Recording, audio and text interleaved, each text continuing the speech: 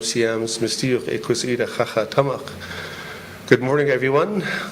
Acknowledging our Coast Salish relatives that we're convening this presser here in Squamish, Tsleil-Waututh, and Musqueam shared traditional territories.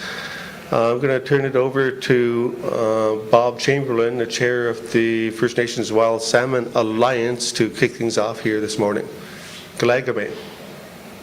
Good morning, Kachiaisla. Thank you very much for the opening. I want to welcome everyone to this morning's press conference hosted by the First Nation Wild Salmon Alliance.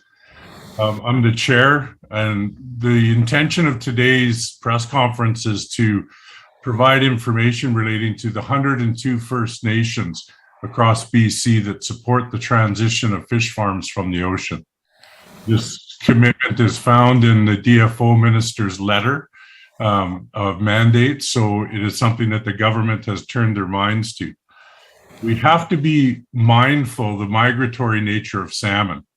And so given that reality, the DFO and the Crown must consider all First Nations whose salmon pass these farms.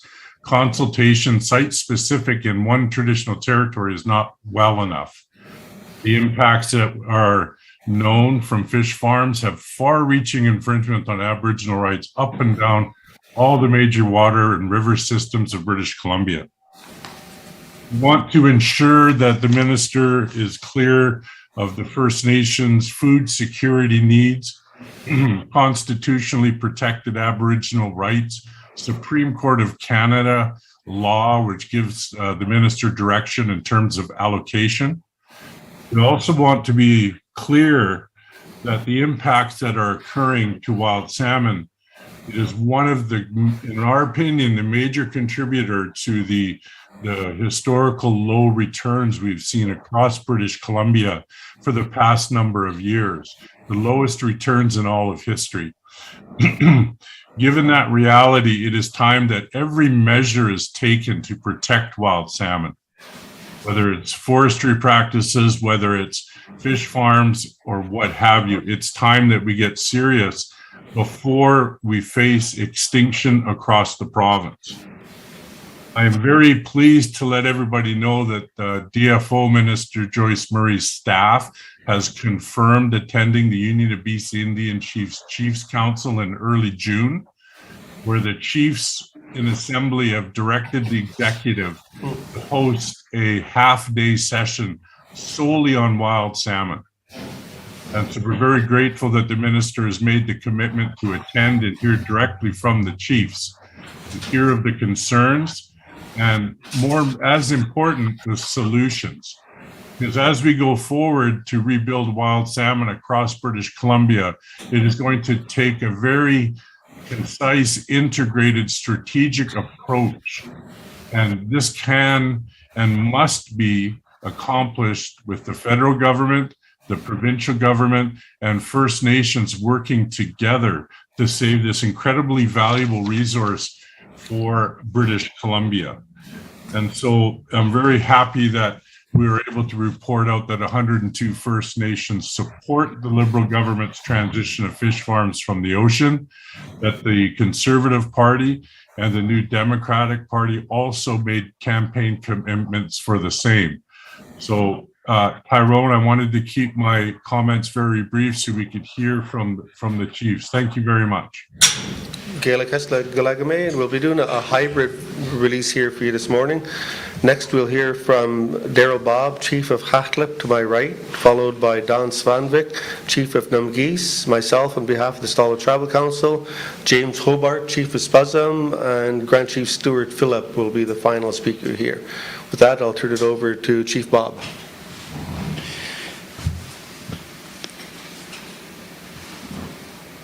Good morning. I just wanted to thank the communities and the nations here for inviting us and allowing us to do what we need to do, the work we have to do on their territories here. You know, and I thank Bob as well for inviting me into the fire, so to speak, as I just started recently here. But at the same time, I just wanted to say on behalf of our people that the Chachamuk do not have an agreement, an arrangement with DFO. We choose not to, and to continue our right as it existed prior to contact. It is without question the adjustments that have been made in the waters of unnatural spirits to the natural beings. The salmon people are suffering today. When the salmon people suffer, our people suffer. In that crossroads of climate change, the fires, what does it all have to do? The warming of the waters. We have to adjust and adapt to the environment that the Creator has given us and do the right thing to look after the land, the finned ones, the four-leggeds, and the two-leggeds. With that said, I pray that this government makes the right choice to do what's right, to protect. If they're truly committed to climate change and all that good stuff I watched in the news in the last 4 years being absent from this table, and that commitment they say they have, now is the time to step forward and show true leadership in protecting the salmon. They're not wild, they're natural. They're part of Mother Earth. When we start putting names to the beings, we've forgotten our responsibility. So with our salmon, the salmon people are hurting, and we have that responsibility to bring back. I understand the politics of it. There are other opportunities to create. There are other ways the government subsidizes or looks after people. We're in a time of change. We're in a crisis. And that crossroads requires true leadership and making the decisions to stop what's impacting our salmon. And I thank the leadership for continuing to fight for that right to exist as a human being. And I pray that our people on the rivers do their best to look after the fish, the salmon people.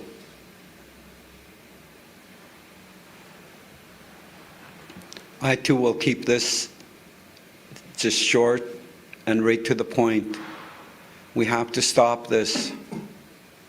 We have to stop this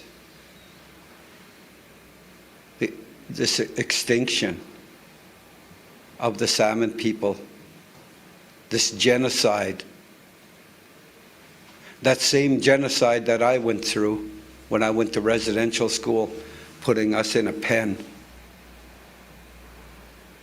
That's no different. It's a pattern that must change in this world. Nifty. Thank you, Chief. Bob, with that, we'll turn over to Homus Kanice online. Chief Svanvik, please. Hello, everybody. I want to thank everybody for being here today. I want to thank all the people who organized it. And I really want to thank the people who are listening to us today, because we need to be heard. Salmon need to be heard.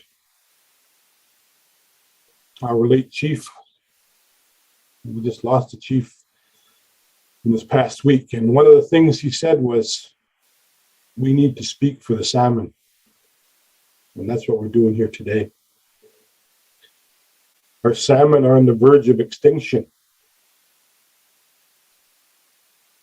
It's hard to believe that there are systems now in our coast that once flourished with salmon that have no salmon.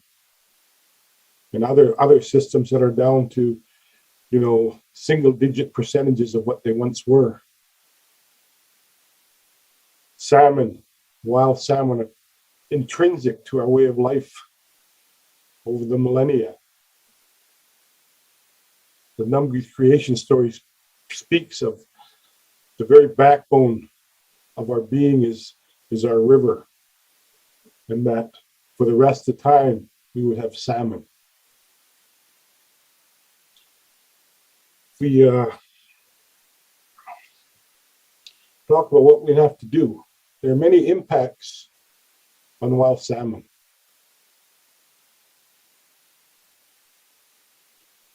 The impact that we can affect the quickest and efficiently and effectively is open net pen fish farms. We need to transition these to land. It's that simple. It's time to act. The negative impacts of open net pen farms is well known. We all know this, and it's time for us to act. It's time for government to act. We know that salmon are migratory. They migrate out, and they migrate in. This is where the problem starts. There's no particular territory that can say that the salmon aren't going to come through here when they're on their way out to sea, or they're not going to come back through here when they come back to can fulfill their mission of life and come back to spawn and bring life back. So the impacts affect all the salmon. There's no other way to fix it than other to move the farms onto land. That technology they're saying that it can't be done it's being done all over the world. And we talk about the economic, what a boost that'd be to the economy to start doing that. Certainly believe that there should be a transition package for people working in the industry. The reality is there needs to be some hard decisions made. There's been many hard decisions in our future. And with planning, the transition can be much smoother. We can have the benefit to our economy, the benefit to the natural resources that we have.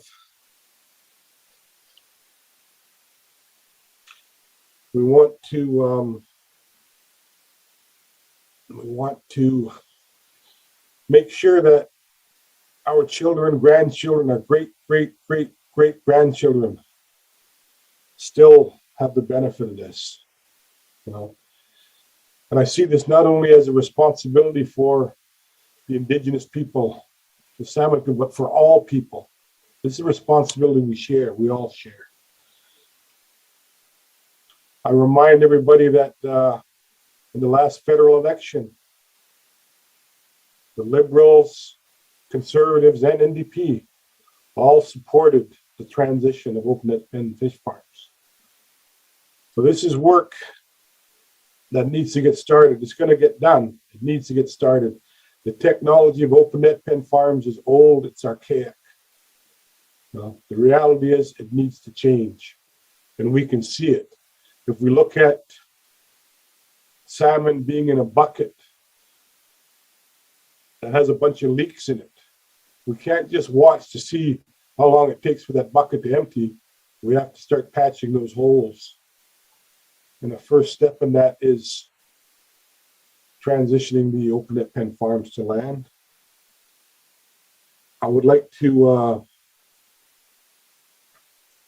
say thank you to the previous fisheries minister who had the courage to make the hard decision, the necessary decision of starting that transition, starting the work that needs to be done. And I implore the new fisheries minister to continue that work so that we can be in a place where we want to be.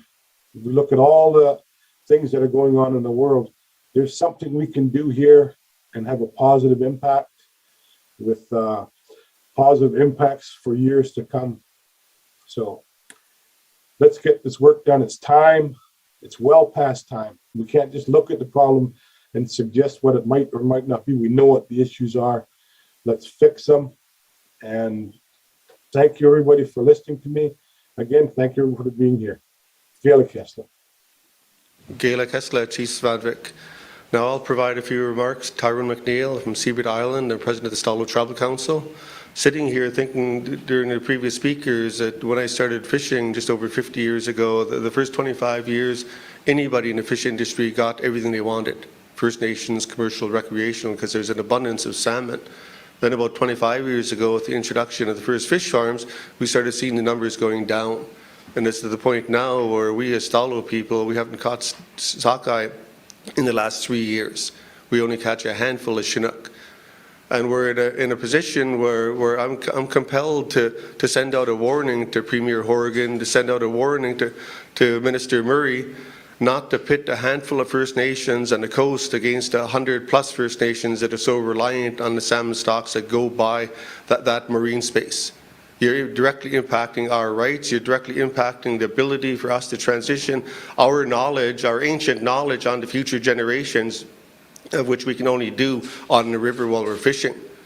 And I encourage you, both the Premier and the Minister, to work with those First Nations that are currently partnering with that open net pen fish industry, because they need an economy, they need jobs. Work with them directly, immediately, to transition them inland, to carry on with their economic opportunities, to carry on with the jobs that might be available in such a way that aren't impacting all the salmon that we so reliant on.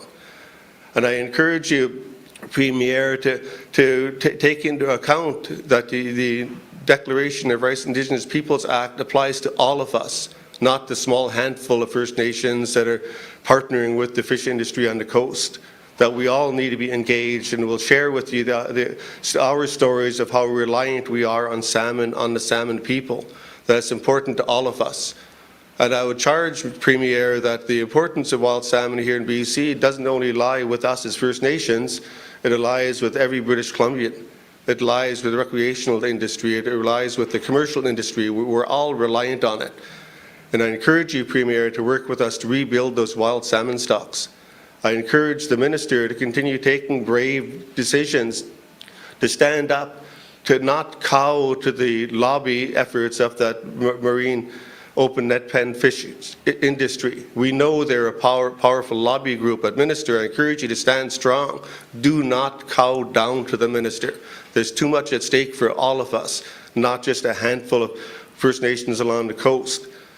And finally, just a reminder, when then Prime Minister appointed the Cohen Commission to find a way to blame us as First Nations for the rapid decline in salmon, Cohen made the determination that if you, Minister, and if you, Premier Horgan, can prove that open net fish farms that aren't having a negative impact on wild salmon, fine.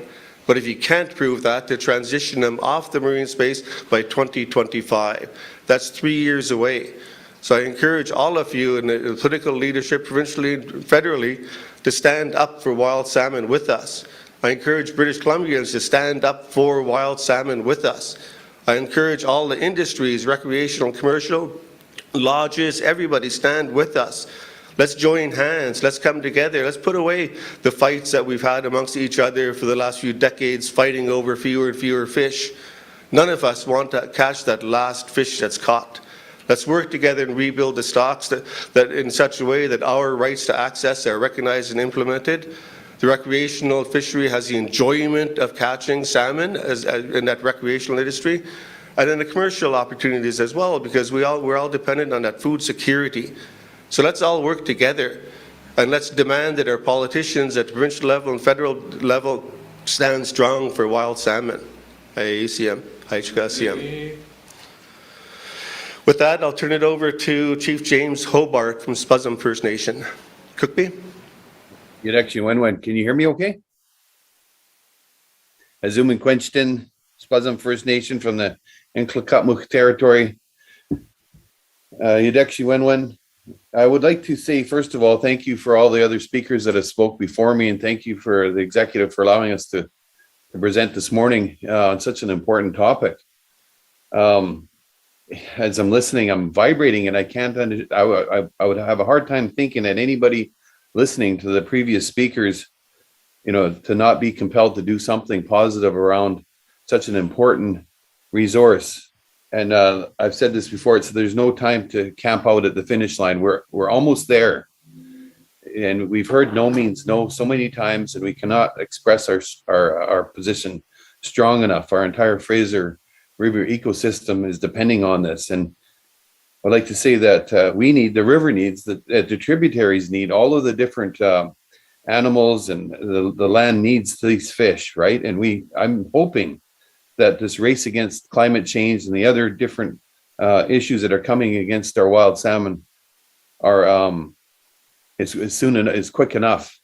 I hear 2025 and I'm nervous. I think it should be done immediately. That's my thought. But I understand also that there needs to be a transition time for those nations that are compelled to have industry in the open pen salmon farms. I would like to say that I don't think there's a way to make this story transition to a happy story, but we can make it less sad right now, because right now what's happened, if you see the number of fish, like Tyrone was just mentioning, we're not eating the same fish, the same amount. We're not even allowed to. We manage ourselves on the river. If we see the salmon in detriment, we don't take them, and we've been doing that for decades now. And more and more so, we see the detriment of the farm salmon against the wild salmon. And like in many resources, the government compelling our Indigenous brothers and sisters to achieve economic equality by modernizing their practices. The reality is our brothers and sisters are sacrificing their traditional culture, their practices of sustainability, of reciprocity and respect, responsibility, and the reverence of their sacred salmon relatives. Canada is in a way manifesting a form of ethnocentric assimilation that is at odds with the stated objectives of the truth and reconciliation. So we really need to make sure that the message is clear, that we are opposed to any extensions of permitting for the wild salmon or open salmon fish, open pen farm salmon. And actually, I have a hard time saying farm salmon, because if you've ever tasted one of these animals or looked at them, it's not salmon. You could not pass those off to salmon to anybody that's ever eaten one. And so I really think that it's a disservice we're doing to the world to call those things salmon, when if you look at them compared to the actual salmon, I hope by someday that we can rebuild the stocks strong enough that people understand what salmon are, that they don't run to the store and they look at something and they see the cheapest is this I don't know what I look at it and I think, well, that's not salmon. A lot of people are seeing that. But I'll tell you one thing, that there are First Nations that have put their salmon pens on land to prove that it's doable. And so once you cross that threshold of proving that it's possible, then the others need to follow suit. It's not a matter now of whether it can be done or not. It can be done. And so any pressures that you feel, I would like to say that you're going to feel a lot more pressure to do the right thing. And the right thing would be to take us back to a time when the wild salmon had a voice. That's our salmon people, as the past chief said. They have a voice, and right now we're their voice, because you can't put a price on a voice of a wild fish. You can on a farm salmon. You cannot. There's nothing that can replicate all of the benefits that a wild salmon can bring And like the past chief said, they're natural salmon. They're part of the ecosystem. We're part of that same ecosystem. We owe it to them to stick up for them and to be part of their fight.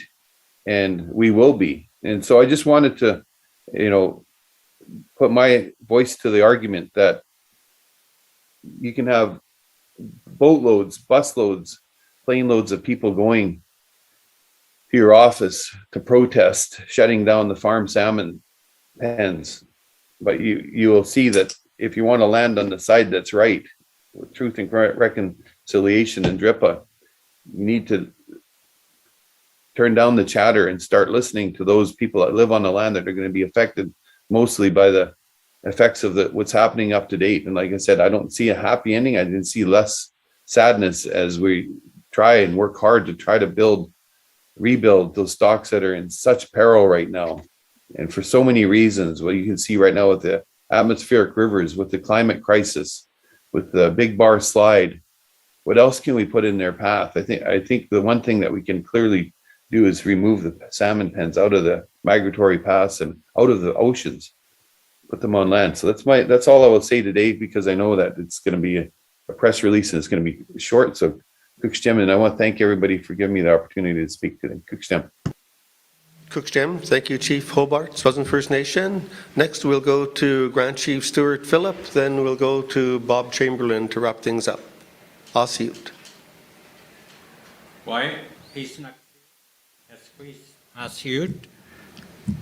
I would like to begin by acknowledging the Tsleil-Waututh, Squamish, and Musqueam people, on whose territory we have the privilege of gathering here today.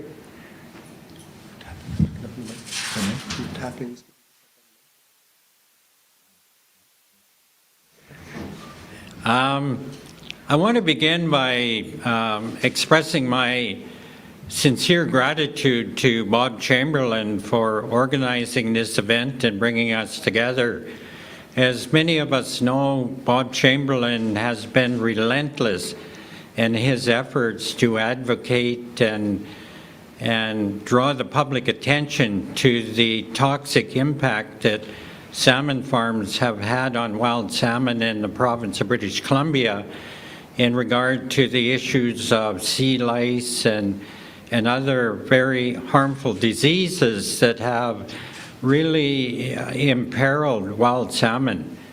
And I think British Columbians need to understand that the impact of the toxic fish farm industry is felt throughout the entire province, throughout the entire river systems throughout the province, and therefore impacting not only First Nations who have depended for millennia on the harvest of wild salmon, but all British Columbians.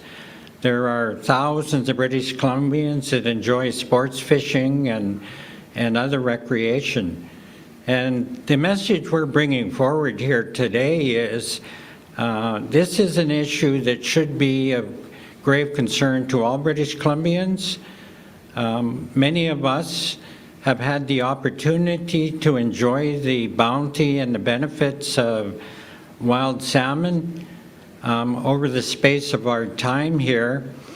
But there's an undeniable right that's being ignored on behalf of our children and grandchildren. They have a birthright to enjoy that same relationship with wild salmon. And that cannot happen if wild salmon go extinct due to the profiteering and greed on behalf of corporations that seek to jeopardize the iconic wild salmon story in the province of British Columbia. Governments have committed very publicly to take the farms out of the waters and put them on the land. It's been in all of the federal campaign commitments, and we need that to happen. The ministry supports that, and we need to urge them to move beyond the rhetoric and all of that and get down to the actual actions of moving those farms out of the water. I have many grandchildren and nieces and so on and so forth.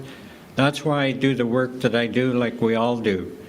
And my niece once wrote, "We're tired of being listened to, but never heard." And I want to thank the press for coming out to help us amplify the voice of the peril of wild salmon in the province of British Columbia. I agree that wild salmon in this province needs a voice. It needs a very strong voice. And as I mentioned earlier, Bob Chamberlain was the vice president of this organization, the Union of BC Indian Chiefs, and I think he would serve us well, both First Nations and British Columbians at large, as being the official voice of wild salmon in British Columbia. That would give me, as a grandfather, some comfort to know that somebody's watching, and somebody like Bob Chamberlain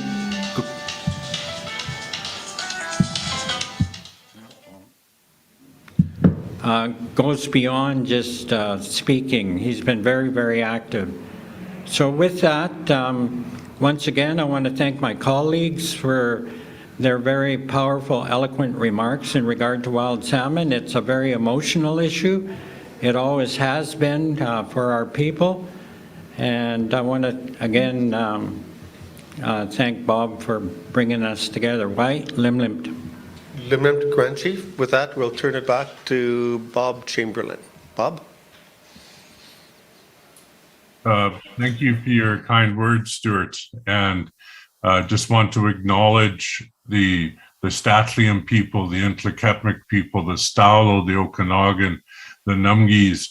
And we had Marilyn Sled of the Hatesouk that was going to be a part of this today, but a herring fishery crisis has emerged, so she's unable to be here today. The one thing we often get characterized as being anti-fish farms. We, as First Nations people, are pro-wild salmon, period, unapologetically. It is the basis of our traditions, of our cultures, of our food security. And this is a topic found within the United Nations Declaration on the Rights of Indigenous People, something the provincial government has made great steps in the recent past to advance. The federal government has made commitments for this as well. I speak with a high level of knowledge of the impacts of disease, of sea lice, of regulations, of policy, because I've been involved for a very long time. I was part of a team that implemented the UN Declaration in the Broughton Fish Farm LOU. I was also a negotiator for the Discovery Islands consultation process on behalf of 3 of the First Nations. I have heard answers from DFO that absolutely offended me as a wild salmon supporter, and something that our people across the province have Aboriginal rights to. 90% of the 203 First Nations rely upon wild salmon. That is what the focus needs to be in terms of protection. That is what the focus needs to be in terms of the renewal or non-renewal of the fish farm licenses. Now, we must recognize the crisis situation that we're in for all of the stressors and impactors. And how do we respond to wildfire impacts? How do we respond to the floods that we've seen? How do we respond to how do we rebuild wild salmon?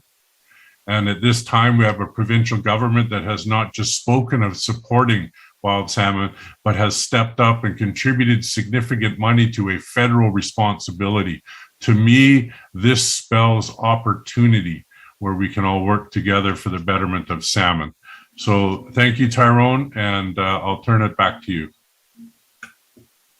Thank you, Bob. Thank you to all the speakers. That's all we've had in our mind here this morning. Again, reiterating words of appreciation for the media to come out to help us send our messages out and values that are so important to us to all. But this is all we have on our mind. And maybe just to check with the media, do you need any kind of confirmation of the names or titles of any of the speakers before we make our way for the day? Thank you all for being here.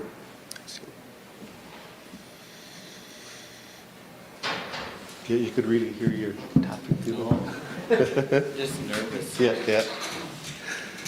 Thanks, everyone. Thank you. Thank you, everybody.